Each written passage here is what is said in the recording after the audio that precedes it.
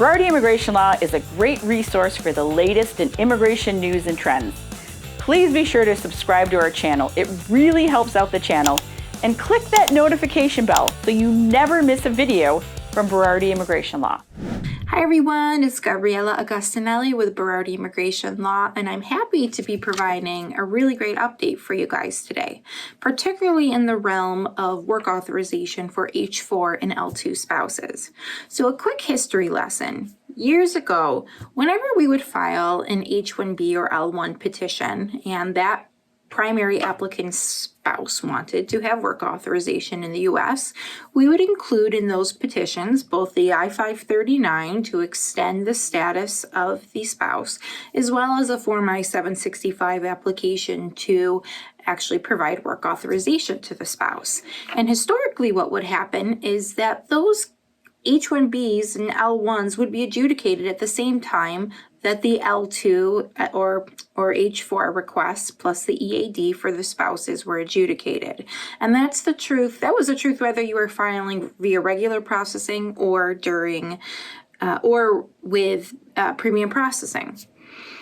And then the Trump administration happened. And during this period of time, everything changed. And it first started with a change in process whereby H-4 and L-2 spouses would now be required to attend a biometrics appointment at their local USCIS office to get their fingerprints, photograph, and signature taken to further process the change of status or extension of status, along with the I-765 applications.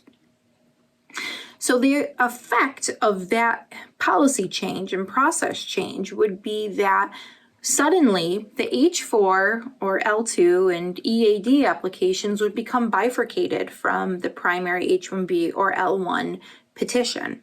And in doing so, the H-1B and the L-1 petitions would go on to be adjudicated, leaving a backlog for the L2 and H4 spouses who needed to extend their stay and get work authorization. And it got so bad that by the end of 2021 and into 2022, it has taken over a year for work authorization to be approved for these H4 and L2 spouses. A crazy, crazy long time that led to a lot of gaps in employment for many folks here in that status. So a lawsuit has been underway for quite some time, and I'm happy to say that just a few days ago, the court has finally made a determination where they said, no, once again, we are going to return to the process of bundling the L1 and L2 and EAD, or the H-1B and H-4 and EAD applications all together. And that's so they would all be adjudicated at the same time as well. And that's whether they're being filed through the premium processing service or through the regular processing service. And I do want to note that in 2021, the biometrics requirement was rescinded by the Biden administration, which has helped a bit, but in practice, not that much, because it was still taking forever for these cases to be adjudicated.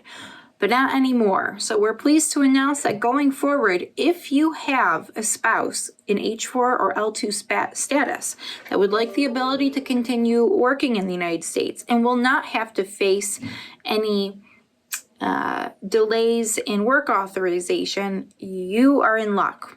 The tides are finally turning, and we expect everything to be seamless for your partners going forward. So if you have any questions about this, please don't hesitate to reach out. But this is great news across the board, and we wish you luck with all your applications. Take care. Thanks for watching. Be sure to like our video, subscribe to our YouTube channel, and hit that notification button so you never miss one of these important updates. Also, check out the Berardi blog that's on our website at berardiimmigrationlaw.com. The blog is updated 2 to 3 times a week, contains tons of up-to-date information on policies and trends. You won't want to miss it.